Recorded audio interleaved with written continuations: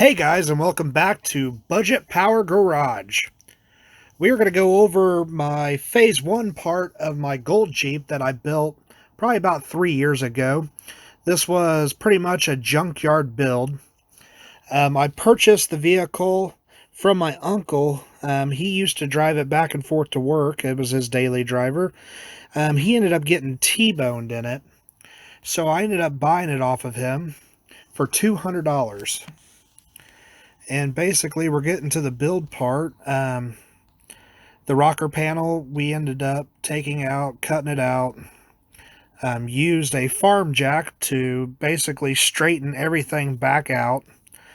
The floor was completely rusted out, but it was just all right there, and the driver's side, passenger side was completely fine.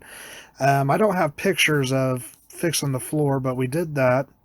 And then we ended up just welding in a piece of angle iron on the rocker, and we basically rolled it. I found a gold door off of Craigslist or Facebook somewhere, but I couldn't find the rear door. So for the longest time, I was sporting that dented up rear door. We pounded it out the best we could, and that was about it.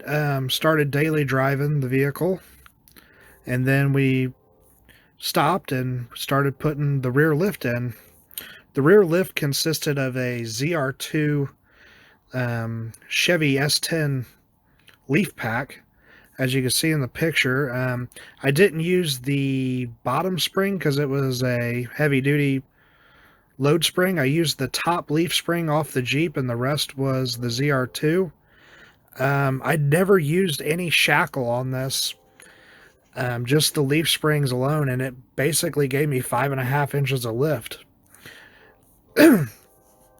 As you can see in the pictures.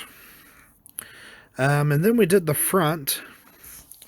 We were trying to rush this thing overnight so we can prepare for a trip that we were planning at Haspin the week before. And I ended up buying the lower control arms. I got those for $50. I got the upper control arms for $50. They were both used. We got the rough country front shocks. They were like $10 used. I paid $50 for the leaf springs, as I mentioned. Well, I didn't mention them, but the leaf springs were $50 from Pick Apart. We used Dakota rear shocks, or a shock. we used one shock in the rear just so it wouldn't bounce up and down the road, and that shock cost $15. The front coils that we used on the Jeep was 5-inch coils from Rusty's. They were used, and we paid $50. But getting back, we were trying to leave for Haspin that night, and every time we put everything together on the Jeep, the front axle just stuck way out in front, and we couldn't figure out. They were adjustable front coil or adjustable control arms, and I couldn't figure it out. And after, I think we were up until 3 a.m. and we had to leave the first thing in that morning. And I mean, it was defeat. We couldn't get that thing for nothing, because we had to drive that Cherokee to Haspin Acres, which is about an hour and a half away from my house. And basically, we didn't do it. So after coming back from the trip, I didn't get off-road that time. Basically figured out that the control arms that I bought was off my buddy Lance.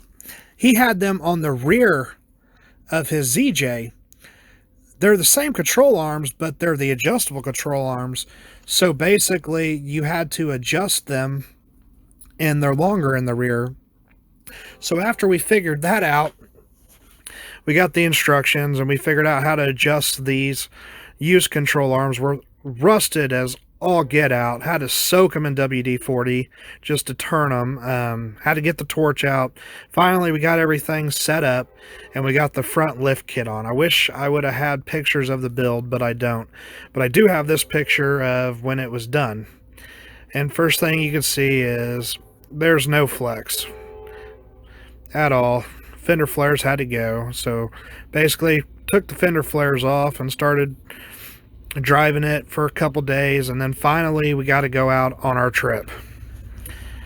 Drove it down to Haspin Acres, paper tags and everything. We installed a little hook in the front bumper. That was basically our tow point.